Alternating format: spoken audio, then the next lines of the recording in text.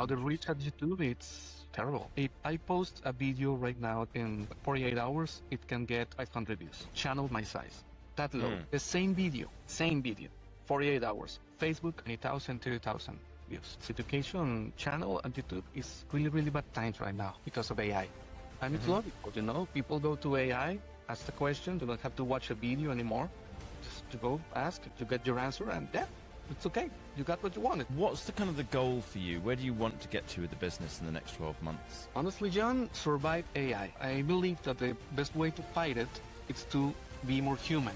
Hello and welcome to the Art of Selling Online Courses. We're here to share winning strategies and secret hacks from top performers in the online course industry. My name's John Ainsworth and today's guest is Miguel Martinez. Now, Miguel is a music educator and author from Bogota. He's currently based in Pereira in Colombia. He's the founder of clasesdeguitarra.com.co, which is an online music education platform created in 2012, specialized in structured guitar and music instruction. He's got more than 30 years of teaching experience. He started at the age of 15.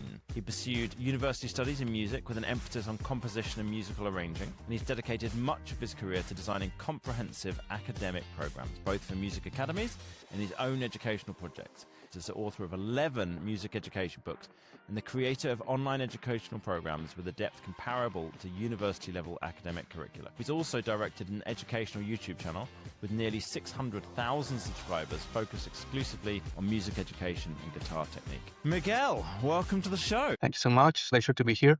So you started teaching at 15. That's amazing, man. That's how come you started so young?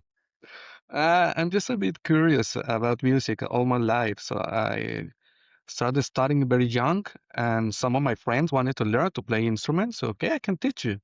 And that's the way I started. And it became, the mouth-to-mouth marketing. Yeah, And yeah. okay, he's extremely young, but he's a great teacher, so you can learn with him. And it just started to grow. And nowadays I still do it. It's incredible. It's been my entire life teaching guitar. Nice. And who is it you're helping with your courses? Is it focused on beginners? Is it the whole way through, no matter what level they're at? Who are you kind of focusing on? Everyone. Obviously, I get a lot of beginners. That's the main market. Mhm. But I also get a lot of advanced guitar players who want to learn jazz, blues, different kind of styles, improvisation. Uh, I got all kinds of people, all kinds of levels. And what kind of problem are you solving for them? Are there certain aspects of guitar that you're particularly focused on? For my experience, I noticed that music, especially, it's an area where you can play an instrument without not knowing anything about music. And it's pretty funny, you can play guitar, you can play some songs, but you don't even know what chords are you playing. So a lot of people, most of the people have a lack on the part of music theory. They don't know anything about music. So that's one of my own strengths. So Mhm. people always search me for that, for to learn music theory, to understand what they are playing, and maybe in time start writing their own songs. I know one of the things that you're really focused on is like helping people actually finish the course and learn what it is you're teaching. Now, I was reading through your sales pages and it said that you hold weekly live classes to answer questions and provide personalized feedback. Is that right? Was that actually included in all of those courses? Yeah, that's included. It's an amazing. It's just I love teaching. So for me, it's not working. I just love it. So I decided to open a 1 hour spot Saturdays morning uh, to get. We created a private group at Facebook. Hmm. Sorry, and we get the lessons there. We do the lessons there, 1 hour a week, and a lot of people get into the lessons. You have the ones that always get connected to the lessons, always there. Yeah. They're gonna be there, and the new ones, we have a great time. We discuss music, we discuss guitar, we talk about many issues. Some of it, of the stuff we have in the courses, and yeah, it is working really, really well. How many people do you tend to get turning up for that? 15, 20, 25 people. It's not that Okay. big, Okay. but Yeah. Yeah. it works. Actually, I did it. It's something I started like 7 months ago, and I did it because with all this AI we have right now, Mm. the best way I believe that the best way to fight it is to be more human. So I want my Mm. students to have a direct chat with me, to see me like we're right now. That kind of stuff, like humanize the school instead of Mm. going all digital, all automatic. No, I want it to be more humanized. Even right now, I'm answering all the questions I get on WhatsApp from new students by myself. I do it. So I wanted to have a real connection with me, Mm. not chatbots, not anything automatic. Yeah. I think there's something there. But I've been talking to a lot of people on the podcast recently about like, what's your plan for dealing with AI? Is it like, how are you using it to your advantage, or how are you using, what are you doing to like distinguish yourself from any different AI options? And a lot of people have been talking about community and like group coaching sessions, like you're talking about with your weekly session, and like things that you just can't do with AI that's to do with people. So I really like that. Have you noticed a difference from that, or is that more of like kind of a philosophy that you've got that you're going to do, no matter the results? Just that music right now is having a huge deal with AI. And you Mm. can make a song like in 30 seconds, something like a composer, songwriter will take a week to do. So we have to make things different. We have to make things more human. That's something I strongly believe. If you see even a great artist, great bands, Iron Maiden, Bruce Dickinson, the singer, he actually recorded a record like a month ago, and he said we're completely anti-AI. Uh-huh. We did it ourselves. We recorded live the record. That's something that's Mm. not done, That's not common. No. not common. Just we recorded the record ourselves live, and you can see the tempo sometimes goes up, goes down. It's human, and Mm. it's something I strongly believe. We have to fight AI that way. Be more human. And one of the things, if I understood right, that you said is that your courses are built with a depth of university level academic curricula. What does that look like in practice? How's that different to a normal online course? One of the things that really makes it different is that most of the guitar course you see on YouTube or anywhere, it's I'm going to teach you to play this song Uh-huh. and that song and another song. On my guitar courses, and even are really successful. That's the weird thing. I don't teach one song, any songs. I don't teach you to play. I teach you to play songs. I teach you to understand music, to understand the guitar. So that way, Mm. you want to play a song, you go to the chord charts or whatever. Okay, it goes like this, and you can do it by yourself. So I always work on teaching you music, not necessarily gonna play this Beatles song or none of that, none of that. Mm. And that's how most of the time music is taught on universities. That's the way it's done. You're gonna Mm. learn a lot of theory. Of course, you will have some practice. Maybe they will have they will ask you to play some songs, give the sheet music. Okay, you gotta prepare this for the exam. But most of the time, you're learning resources, learning tools to play, but not necessarily you're playing songs. It's one of the main difference that I worked really hard for my school, for my online school. Interesting.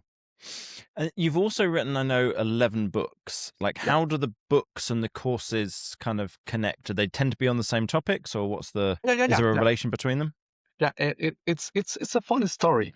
When I started the online school, Yeah. I decided, okay, in order to make this successful, I will have to give my students something more, right? So I thought, as anyone, okay, PDF.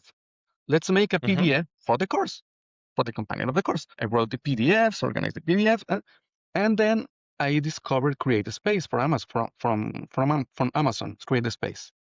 I say, okay, let's try it and publish the book on Create Space, but I didn't do any editing on it. So it was raw. That's the word. So pretty raw. Bad books, really bad books. And they started selling and they started to become successful. I still don't understand why. So I said to myself, okay, I need to focus on this and really make it really professional. So I had to hire some editors, some stuff, and really start working on that books. So I still don't know. Don't know why. And the people who got that books, if you look at them, you're gonna say, okay, this is a badly designed book. The contents Mm. were really good, but the design was awful, and they worked. It's okay. let's get serious on this. And I have like 15, 16 online courses on my website right now. Yeah. 11 of them have books. It's actually, I have some of them here. This is the jazz guitar book for the Okay, jazz. so each of the courses has a book that go, Yeah, or 11 of the courses have a book yeah, that go with them. yeah. Yes, they're well Wow, designed. It's a nice book. This is that's a really, really, really well fantastic. designed book. How do you find people use that? Like, do people tend to do more of one or the other, or do they tend to like go? Do people take the course and then read the book? Like, how do they work together? Okay, that's something really interesting. As you know, I live in Colombia. Many of my students live um, in hard to reach places. I don't know how to say it. Like Mm, places that are really hard to get to, and the internet connection sometimes just is not existent. That right. are places here that are not really limited on technology, and in Latin America it happens a lot. Well, the main cities, yeah, they work great. Medium cities work great, but we have a lot of people who live in really, really, really small cities where connection is really an issue. So for them, this works. Mm, That's one of the main markets of my books, as far as I have noticed. Yeah, many people also get enrolled in the online course, and they say, "Okay, I also want the book. I'm so happy hmm. with the course. I also want to have the book."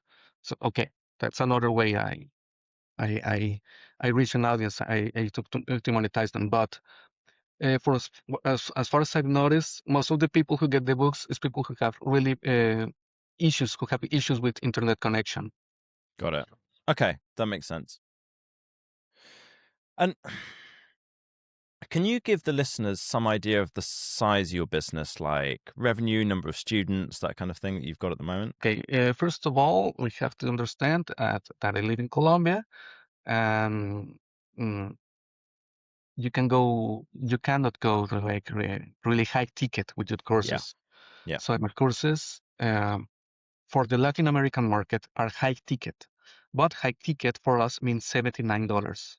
Okay. So that's $1,000, $300. No, less than $100, 79. So I'm around this month. I have 70,000 students in my line school, Hmm? and the revenue goes around $4,000 to $5,000 per month. For us here in Gotcha. Colombia, that's a lot of money. Okay. You can live Great. really well with that money. I got quite a few friends who have spent a bunch. I've not been to Colombia, but I've got quite a few friends who spent time out there, and they say it's just a wonderful place, Yeah, it's like amazing. absolutely beautiful. I'm trying to think the name of one of the cities that everyone keeps telling me about. I think where's it? Is there a place called the Land of Eternal Spring? Medellin. That's Right. it. That's where I've got a bunch of friends who lived out in Medellin. That's Colombia, right? Yeah, yeah, yeah, Yeah, yeah. Medellin, it's a big city here in Colombia. It's Okay. a metropolis, so it's quite noisy and polluted. I live in Pereira. It's a really small city, a really, really small city. And one of the coolest things about the city is that anywhere you look, you see green. You see green everywhere.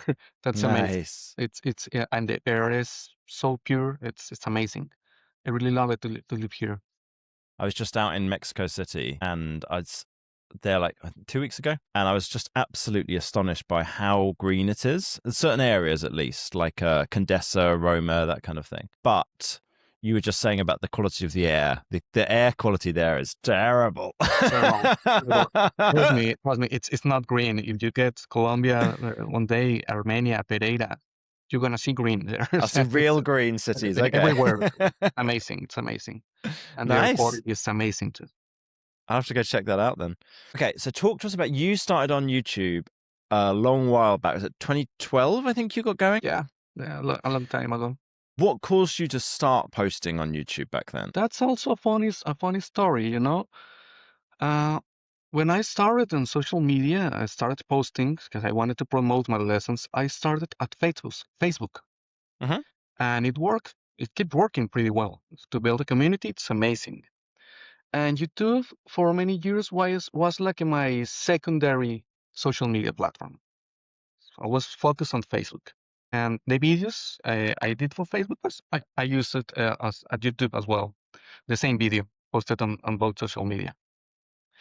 And when the YouTube channel started growing, I changed my focus. Okay, became a full YouTuber because I noticed that using the YouTube analytics, that YouTube sent to my website a lot of traffic, Mm. unqualified traffic, and that's where most of the people get to buy my courses. They discovered me at YouTube, joined the channel, watched a few lessons, and then went to my website.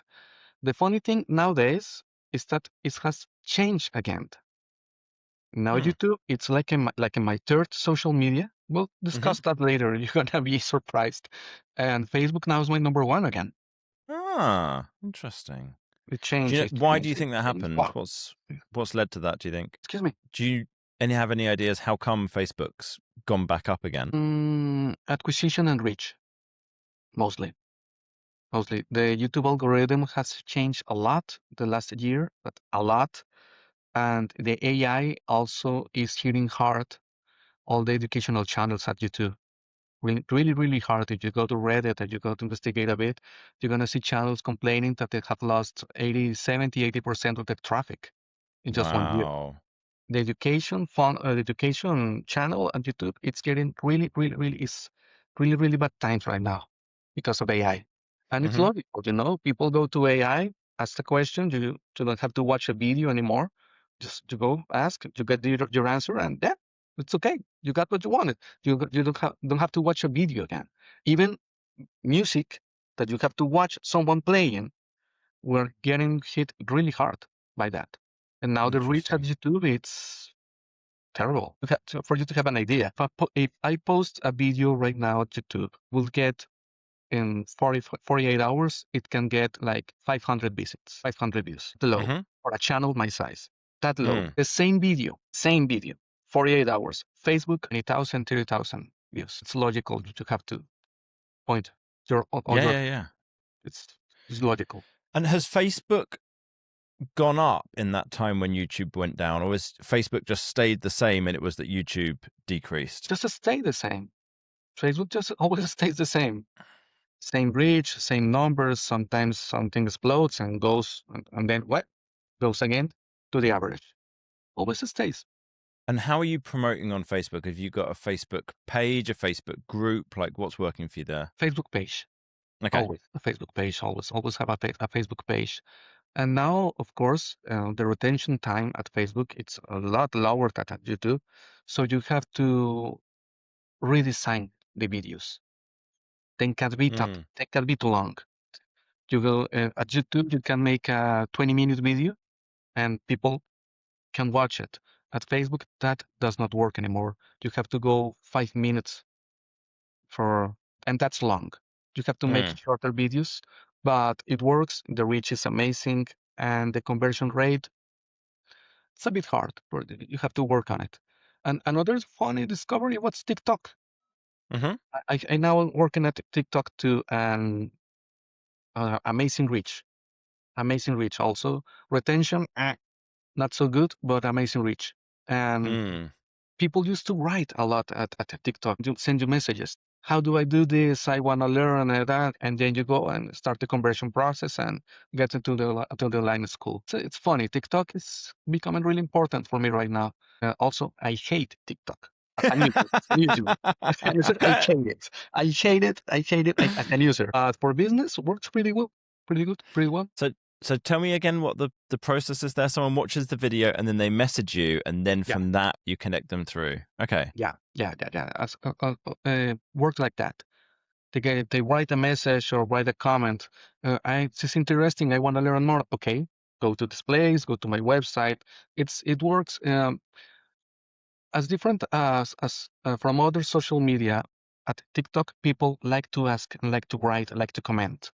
So for me, it's now I'm getting used to wake up and see like I have 30 comments to answer. That's okay. Let's start the selling process. And you're doing that all personally? Yeah. As I told you, I want to do it myself.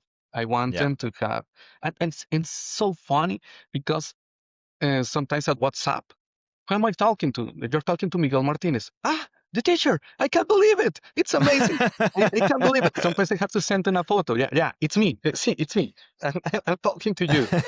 It's amazing. It's so funny, but they really appreciate that. They Yeah, really yeah. appreciate that. And after that, most of them go, no, I'm going to study with you. Tell me what's the course. Tell me how to buy it, and let's start.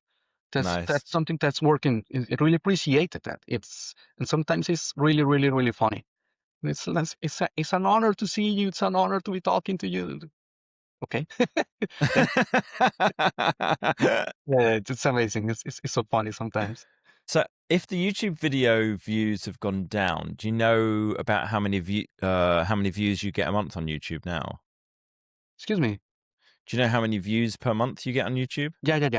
I'm like, at the moment, I like 60,000 per month. And that's low 60,000. for a channel Okay. my size. That's low. That's Yeah, really, yeah, really yeah. low. But 4 or 5, 4 or 5 years ago, it was like 2,000 views a month. Oh, no, sorry. I give the wrong number. That's weekly. Weekly numbers. 60,000 per week, views per week. And 5 or 4 years ago was 2,000 views per week. That used to happen at my YouTube channel. Mm. So the Okay. traffic has gone way low and keeps getting lower every time.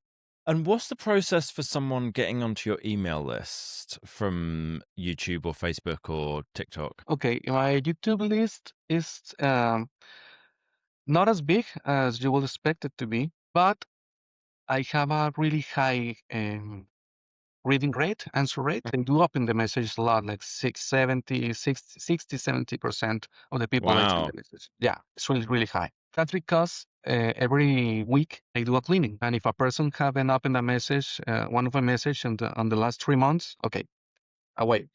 You're not in the list anymore. The process, I also try to find the best qualified links. I'm not about curious people. So I have on my website 3 demo courses, one from beginners to for intermediate players. If you want to take the course, you will have to join the mailing list. So sometimes the conversions get a bit low because of that. That creates some friction. But I do note that the people who take the demo courses and join the mailing list are highly probable to become students of the school. That's why I keep a small list, but a really effective list. That's what I Mm. really focus on. And so is those 3 courses, is that the only way that someone can get onto your email list to sign up for one of those 3 courses? Yeah. Yeah. I've been in this business many years now. I tried a lot of things, as having a banner on join the mailing list to get a PDF or whatever. What I've noticed is that most of the people who joined the mailing list by that medium, just to get a PDF or something, they didn't read the messages Mm. that I sent them. So yeah, the number look great. I have 10,000 email subscribers on my mailing list. Hey, amazing! But no one's reading the messages, so just Mm. nonsense. Does not work. I decided, okay, let's create some friction. Let's get the people that really want to learn, and the people I know that will learn, that will open my messages. And then Sometimes, what's the sometimes when I get them out of the list, a few months later, they write, Miguel, I stopped getting your messages. Have you deleted me from your mailing list? Yes, I have. Sorry, I gotta put you again. So that's funny. That's how compromised they are. what's the process once someone's on the email list? Are you sending email promotions for your courses? Are you sending connections to your new content? Like what emails are you sending out to people? The follow-up sequence that Mm-hmm. most of us do, I believe. Welcome to the site. Here are some stuff to complement the course you're going to take, some instructions for it. And then what I look or what I search for the people who join is to try to contact me directly, to be more human. So are you stuck? The second email is how you doing with the online course? Have you already started? Do you have any questions? And the third email, it's something like, tell me, what do you want to learn? How can I guide you for the things you want to learn? Because I have a lot of material, not just on the online school. I also have a YouTube channel, Facebook, TikTok. So tell me, what do you want to learn? And the fourth one is more like having any issues, things technical issues you can play. Are you having troubles with a chord, with a scale, whatever? How can I help you? That's what I'm always looking for. You see, there's no promotion there. There is no Mm-hmm. promotion. I wanted to talk to me and let me become the teacher. And Mm-hmm. every 15th of the month, I do a promotion on my website, and they get an email. Right now, this week we have a promotion running on the web at the website, and they get the email, and usually works pretty well. Nice. Okay, so you send one email to the list about the promotion. Okay, cool. But it's not on the follow up. It's just the 15th of every month. I do a promotion on my site. It's an email. And of course, sorry. Every Monday they get a message, a general message. They can see my courses, they can see my books, but the core of the message is 5 lessons or 4 or 5 lessons that I have on my blog that I want to share with them. Because you have here lessons about chords, about scales, about music theory, about guitars, about gear, and that's why they open. They find really useful information on the messages. Nice. Nice. And then what's the kind of the goal for you? Where do you want to get to with the business in the next 12 months? Honestly, John, to be honest with you, survive AI. That's the moment.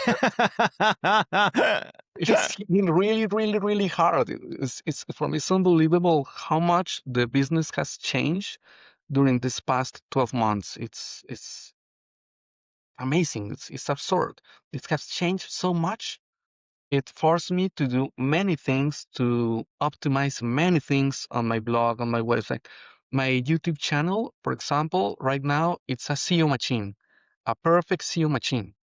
I have like 1,000 videos, and I did the optimization of the 1,000 of each one of the videos for SEO, and I start making links, interlinks between the videos, something to keep it working by organic and by search mostly. But I had to do a lot of things this year because the business is changing, and it's changing, well, extremely big, extremely hard. So I will say for the last 12 months, my expectation just to survive AI, and I think that at the moment I am doing it quite well. I think this is not the moment to think about growing. It's just like I try to survive this, because try to understand how people are now using the content and how to convert them to your students. It has changed a lot, and as I told you, you can check on Reddit, check and many forums, and you will see that people are complaining about that. And the traffic for most of social media has gone really, really low for educators. You mentioned earlier that a lot of your or most of your sales were to people in Colombia. Do you find you sell to many other people in Latin America or other Spanish-speaking countries, or is it like really like nearly all of them from Um, Colombia? if I go, to make a ranking, we will go Mexico. So I have Okay. students in Mexico, Colombia, Peru, Argentina, Spain. Oh, Spain. okay. Okay. That's like the top 5. Funny thing, have students from Japan. That's Oh, amazing. wow. I didn't know, but the Japanese people, some of them love Spanish as a Huh. language. So they used the guitar courses to force them to learn more Spanish. So I have a lot of students Ah. from Japan. That's just really, really, really funny. I haven't worked on any of my languages in years, and my girlfriend is German, and I've been thinking about like starting watching a German TV show so that I can practice my German. I was watching something the other day, and I was like, oh, my German's really bad. I could understand like a third of what they were saying, something like that. And I was like, but I think I know enough that if I watched something simple, like maybe a cartoon or something, just really Yeah, basic, then I could use that to kind of improve my German and get better that way. So that's really interesting to hear that people are they're learning guitar in order to learn Spanish. Like that's fascinating. it happens a lot with Brazil. Portuguese and Spanish are really, really similar. So I do Yeah. have a lot of students from Brazil.